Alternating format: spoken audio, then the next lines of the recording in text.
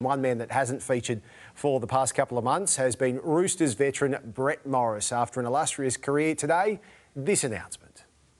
I'm here today to officially announce my retirement at the end of the 2021 season. Whilst it's not ideal with the injury, the time for me is right.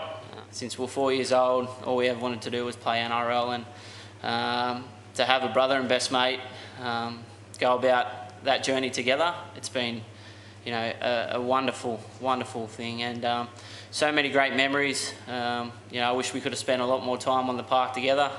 It wasn't to be, but the times that we spent on the park together I've truly cherished. Great words from a great champion of the game, Gal, your old mate. He's done everything in rugby league, won World Cup, State of Origin series, couple of premierships. He has, and I've been lucky enough to become a very good mate of his over time. I had 2 at England, probably 3 times with him, then again in Australia, probably another 2 or 3 times in Australian teams.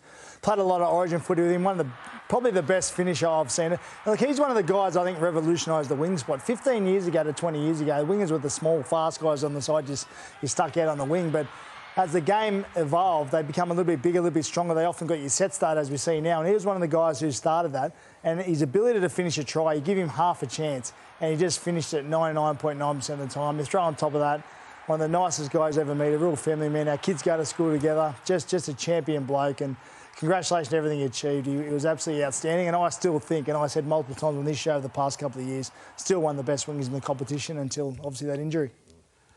A true Dragon's great.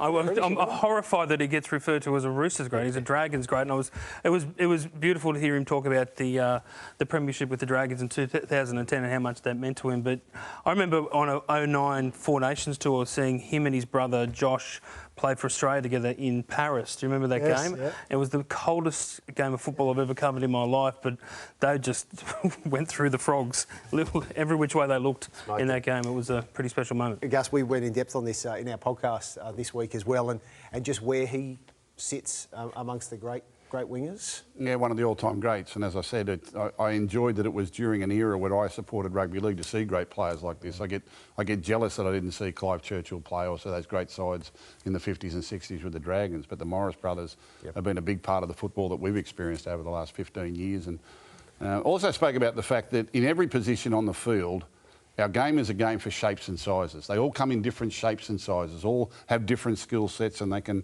some can run fast and some can run hard, and some are wide and some are tall and some are small, some are short.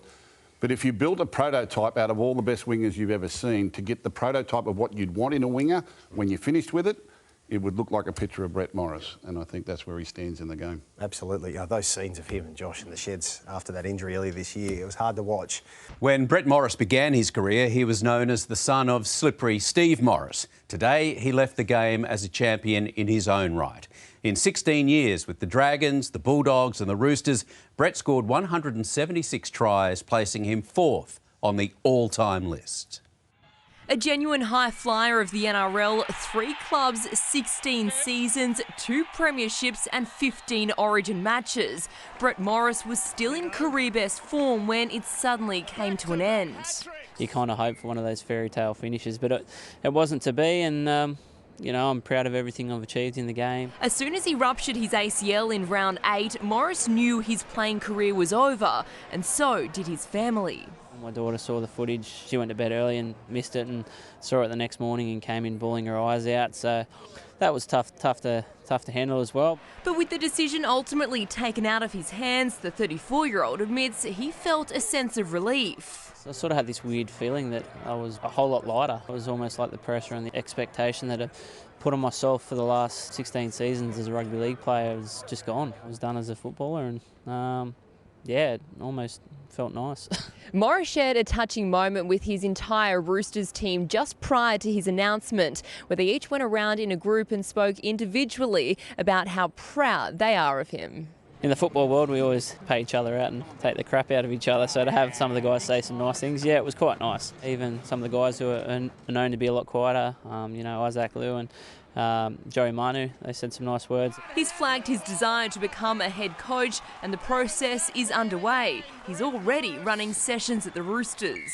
That understanding of the game has flowed into passing that on to these guys pretty quickly over the last 3 games. Danica Mason, 9 News.